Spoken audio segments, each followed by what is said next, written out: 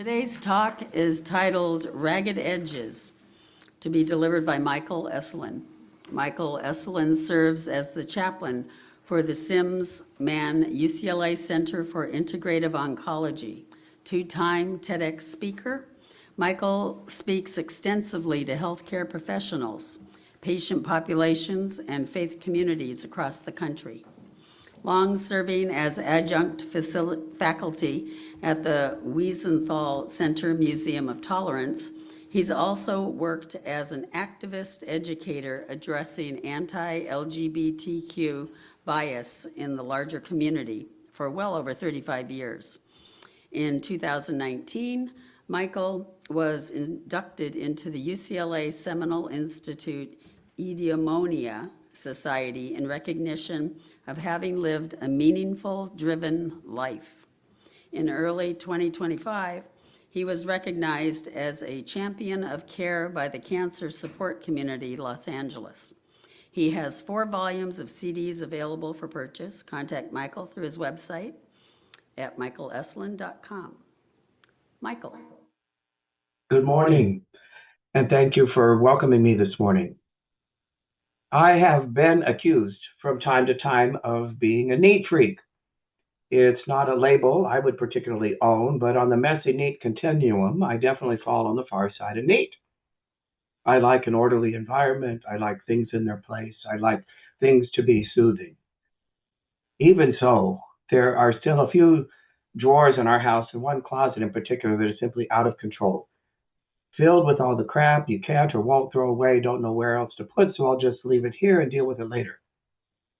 Never mind that later might mean years from now, or God forbid, after I die. No matter how hard I try to stay on top of things, I find mess just seeps out. Life is kind of like that, I think. Mess just seeps out. In August of 2005, I took a week-long seminar in Eastham, Massachusetts on Cape Cod with Thomas More, well-known psychologist and author. I had first fallen in love with his work by reading his book, Care of the Soul. The workshop was intended for therapists of one stripe or another, but there were a smattering of chaplains there. Now, Eastham is not exactly an easy place to get to from Los Angeles. You got to take a flight to Boston, another short flight to Provincetown, rent a car, drive down the Cape. Lots could go wrong. Lots did go wrong. My red-eye flight to Boston that Sunday night was a couple hours late because of weather. In turn, my flight to Provincetown was late, and I was then 3 hours late for the first day of the seminar. I had already been feeling so guilty for spending the money, taking the time off of work, and here I'd missed more than half of the first day's presentation. When I arrived at the conference room, I stood in the back, surveyed the room to look for an empty seat. I see one up there on the right. Excuse me. I do a lot of excuse me, pardon me, beg your pardon, excuse me, squeezing past these very closely spaced tables. I was feeling very conspicuous, embarrassed, dripping with sweat. It's August in Massachusetts, after all, full of self-judgment and reproach. That's kind of my default factory setting. I sat down, tried to catch my breath and catch up.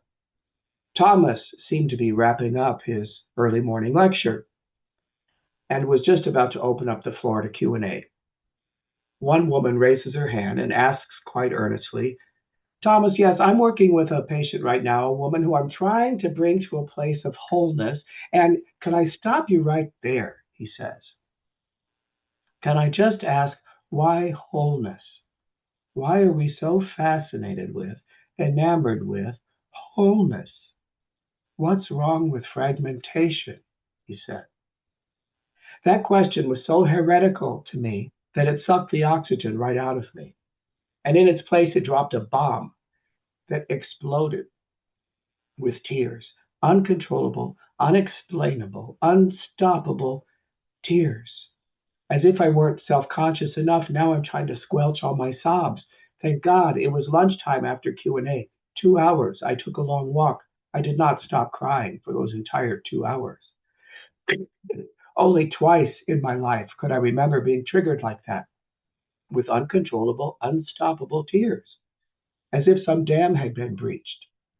This particular dam, I think, held back all of my belief, my certainty, my faith in the idea that all the puzzle pieces have to fit, that everything has its place, that it all needs to make sense. Life needs to make sense. My life needs to make sense. And here was someone, an expert even, who dared to suggest, what if that's not true?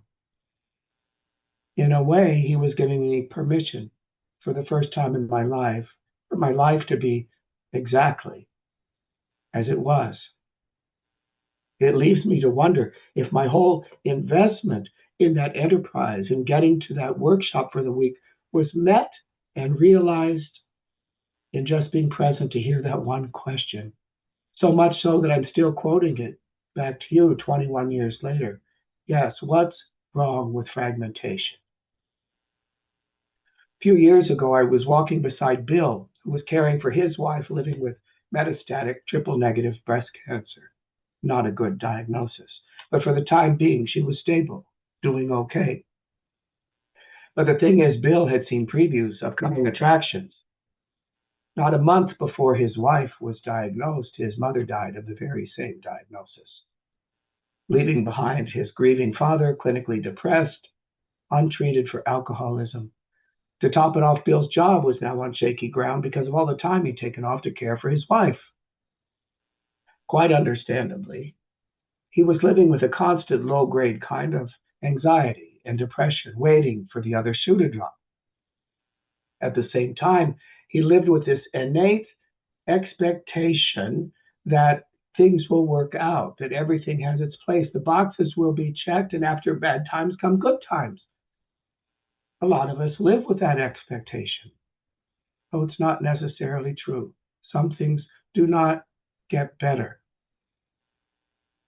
I wonder if, as Gilda Radner suggests, our true inner peace comes to the degree that we can embrace delicious ambiguity, ragged edges.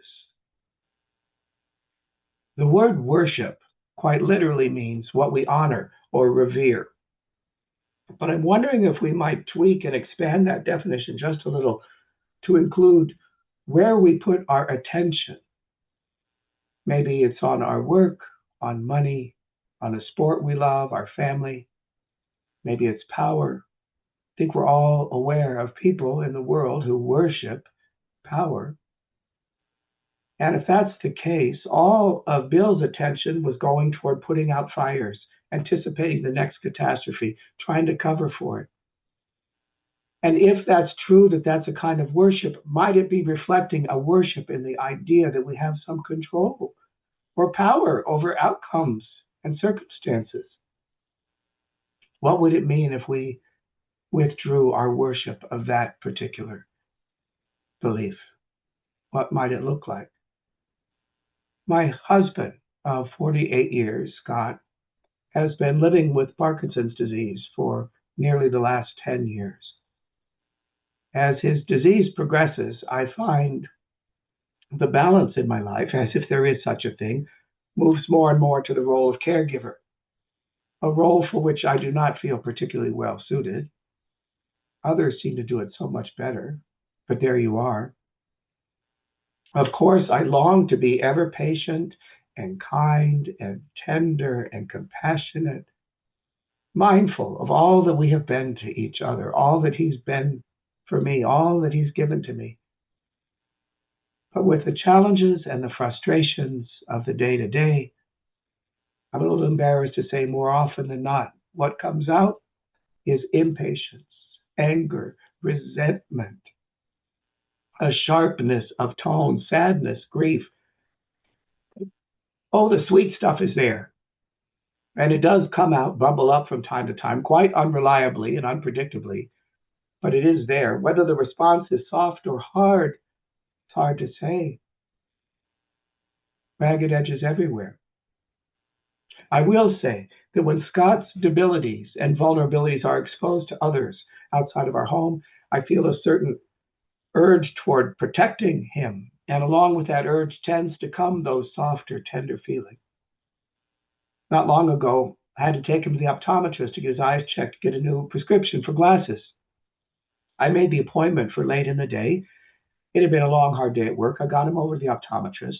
The front office staff was busy scurrying about trying to finish their end of the day tasks. I tried to hang back. I tried to encourage Scott to do what he can when he can. He goes up to the front desk and says, "Yes, my name is Scott Hennick, and I have an appointment." They did not read the room. They barely looked up. They started pelting him with all of these unrelenting questions that he couldn't answer. He was getting frustrated and confused. I was getting very irritated. "Excuse me, my husband has Parkinson's disease. He's cognitively impaired. I need you to be more patient." My little scolding did absolutely nothing to move the needle, only leaving behind an air of awkwardness. The optometrist, thank goodness, was a little bit more on board, but even so, I went in the exam room with him, knowing he would need my help, sat down in the corner. Doctor dims the light, starts showing his images on the wall. "Okay, Scott, which looks better, A or B? Scott, which looks better, A or B?" Scott was getting confused. And from the corner, I could hear my voice start to crack. "Honey, what the doctor wants to know is, when you look through those lenses and you see those letters on the wall, which ones are easier for you to read, the first ones or the second ones?" "Oh," he says, "okay. Can I see them again?" My heart just broke. To think who he was then, who he is now, who he's becoming. Every day it seems like it's just another exercise in realization. This is where we are now. Ragged edges. A few months earlier, had to take him to his quarterly appointment with his neurologist. Those are never easy. In case you need a reality check of where you are, here you go. Started before we even got to the doctor's office. I parked in Westwood Village. Scott got out of the car and promptly fell right away on the sidewalk. Thank goodness there were some kind folks to help get him up, and I jumped out of the car and ran around feeling very embarrassed, very ashamed that I didn't get out first and help him get out of the car, but he had never needed the help. Now he does. We get to the doctor's office. She is unfailingly kind, sweet, tender, patient. I envy her. I want to be like her. But then again, she doesn't have to live with him 24/7. And he's not her spouse that she's watching slip away by inches and feet. But for the first time in the 9 years we have been seeing her, she caught him on a very bad day. He couldn't finish one sentence he started. He couldn't answer one question that she asked. On one level, it felt kind of nice to be witnessed in our reality as it is. But my heart was also kind of breaking for him. I just wanted to hold him and cry and say, "It's okay, honey. It doesn't matter. We're just doing our best here, trying to get through. It's okay." It's so shocking because an hour earlier, I wanted to strangle him. Truly wanted to strangle him. Ragged edges. Nothing tidy or whole about it. Leaves me to wonder that it might come down to what's our relationship to the ragged edge. How is it that we hold it and carry it through life? I find that plenty of folks live with this kind of dogged denial attached to the idea that no such ragged edge exists, that there's a place for everything, that all the puzzle pieces fit. Everything happens for a reason. Betty was one such person. She lived with the certainty of a fundamentalist because she was a Christian fundamentalist. I only met her the first time in the infusion clinic. She was being treated for end-stage endometrial cancer. From the looks of things, she didn't have a lot of time left. Her husband was with her. But Betty's presentation was absolutely incongruous with her circumstances. She was positively giddy. "Michael, I'm so happy I get to meet the Lord soon.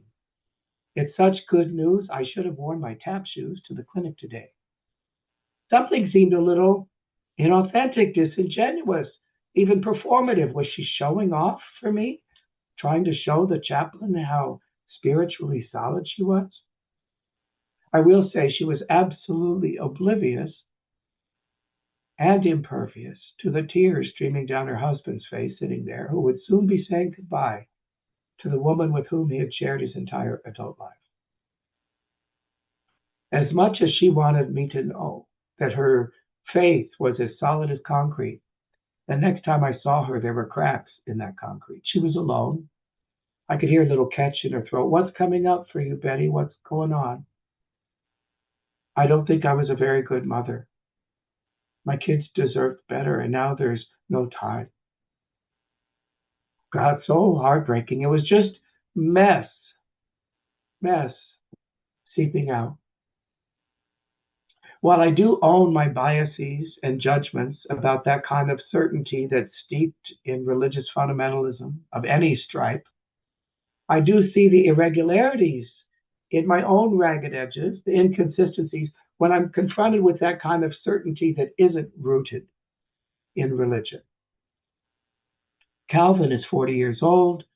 He's taking care of his wife, Rose, with a very aggressive lymphoma. Calvin is a scientist. He is practically minded. He's a realist. He's an atheist. And yet he says, Michael, she's going to make it. I just know it. You don't know her. I know her. We've been through so much. She's going to make it. And to him, I can only say, may that be so. On the flip side of that certainty is Larry. Larry's lived his whole life from the place of indecision. The only thing certain in Larry's life is I can't decide. He's lived his whole life at the effect of the choices and decisions made by others, and that leaves him with some disappointment and regret, to be sure. But it's also comfortable territory. He knows his way around here. He's lived his whole life like that. He reminds me of Cinderella in Stephen Sondheim's Into the Woods, who's sitting on the steps of the palace, sifting through her ambivalence about being pursued by a prince. And she sings, you know what your decision is, which is not to decide. You'll leave him a clue, for example, a shoe, and then see what he'll do. Larry lived his whole life like that. No accountability whatsoever, and plenty of people to blame. But now the stakes are higher. The walls are closing in. He's got stage 4 colon cancer. Larry, with the limited time you got, are you finally going to make a choice? This is what matters to me now. This is how I want to spend my time. Or you're going to choose not to decide. Celeste, on the other hand, is moving into survivorship after cervical cancer. No evidence of disease. Great news. Celeste is a deep thinker, highly reflective, attuned to the nuance in life, considers herself deeply spiritual. And yet, despite her good health news, she remains so disappointed. Michael, I so desperately wanted that lightning bolt of clarity. This is what it's about, Celeste. This is what your whole life has been about. This is your takeaway message. It wasn't there. Only a ragged edge. A few years ago, I absolutely fell in love with Paulette. She was so feisty and fierce and independent with this wicked sense of humor. She loved life, she loved nature, she loved to travel. In many ways, I felt like we were kindred spirits. I walked beside her over the last couple of years of her life, living with metastatic breast cancer. Early on, we would have conversations now and then about what was coming down the pike. And she would always say something to the effect of, I love life. Don't get me wrong, but I do not want any long parade of suffering at the end. Well, Paulette loved France and everything French, all dating back to her years as an exchange student in high school. She loved the language. She spoke it fluently. She loved the country. She loved the people, the food, the art, the wine, the music, Edith Piaf, everything French. She was so hoping to get one more trip to France while she still could. Sadly, that didn't happen. As her disease progressed, we had more and more conversations about what was coming, about how she didn't want that long parade of suffering, and so she expressed interest in taking advantage of aid in dying medication for when the moment came. I always encourage patients who are considering the option to start the ball rolling as soon as you qualify. You don't want to wait too long until you're so sick and feel so terrible that then you have to jump through all these bureaucratic hoops to make it happen. It's not as simple as taking a prescription over to CVS. Get the medication now. You're not obligated to take it. Have it as an escape hatch. Paulette took my advice. Though she wasn't at all ready to set a date, she still enjoyed her life more than she didn't. She liked to sit in her garden with her cat Roscoe.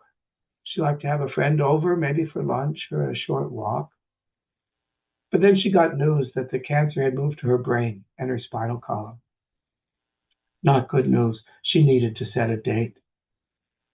She asked me if I'd be willing to be with her when she ingested the medication, along with her beloved goddaughter Lisa and her best friend Nancy. For me, when someone honors you with a request like that, you say yes, no matter how much trepidation or hesitation you might feel.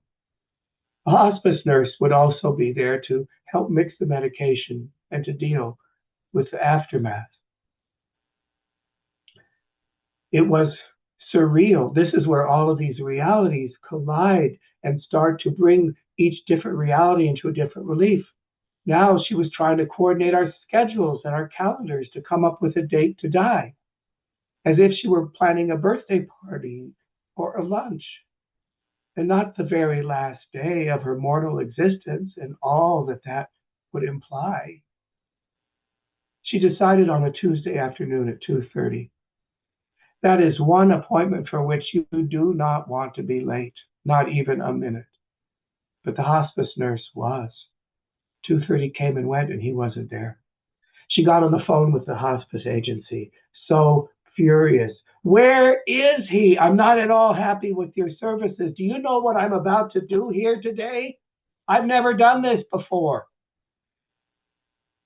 Despite her fury, there's that dark humor coming out. That's right, Paulette. Wait till they send you that customer service satisfaction survey after the whole event. They can just wait for it, right? Oh, we laughed. Now, one might think it would be all lofty conversation, and this is what life's about for me. This is the last day I'm going to see the sky, and all of that is true. But practicality also sort of takes over, much like when one takes a beloved dog or cat to be put down. You can't even conceive of what you're doing. You mean in an hour you'll be gone? But there is suffering, and there's urgency, and they need relief, and they need it now. It's a two-step process to take the medication. First, one drinks a concoction that serves as an anti-nausea drug, and then you wait a half an hour, and then you take the lethal dose. It can take some time for a person to actually die, but generally one slips into unconsciousness almost immediately after drinking that medication. But oh, that 30 minutes. Paulette was quite a chatterbox. She just kept talking. And I'm just going to keep talking so you'll know when I'm gone. It's been a good life. It really has, she started to say. Well, not the last few years anyway.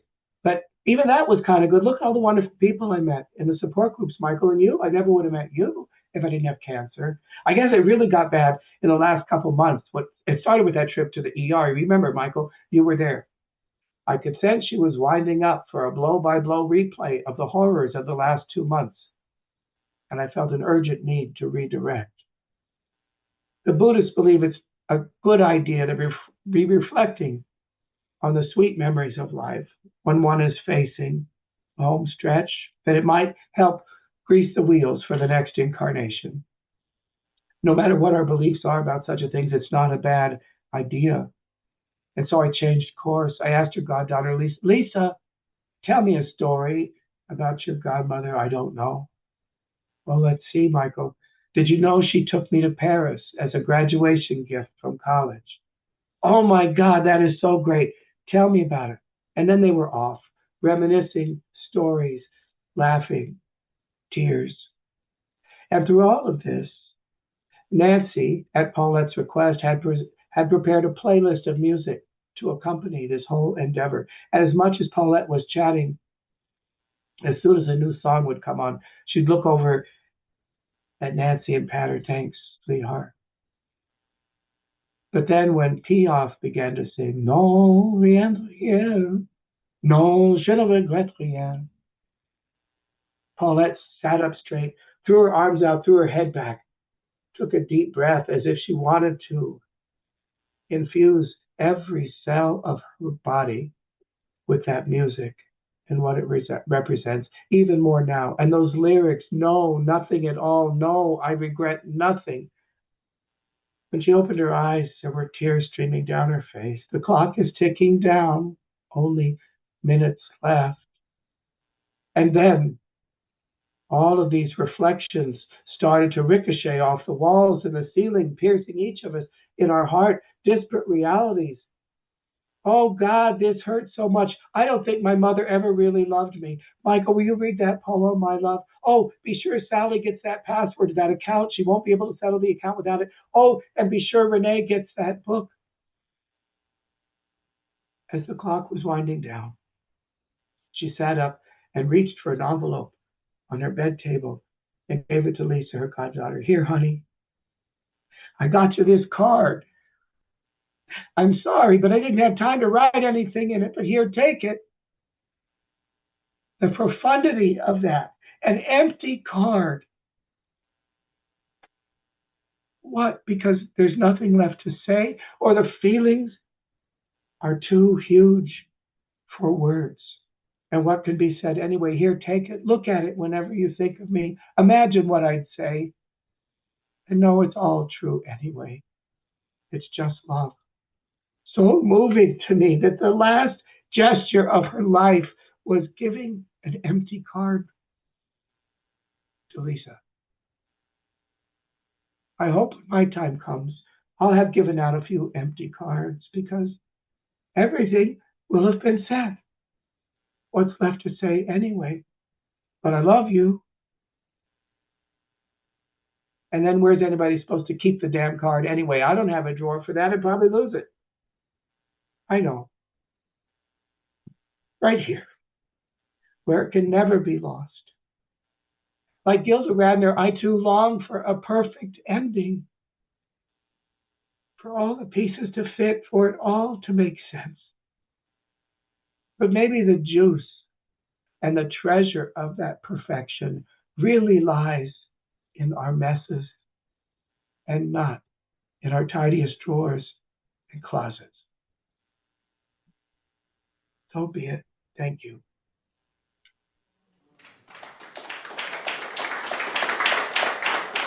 Thank you.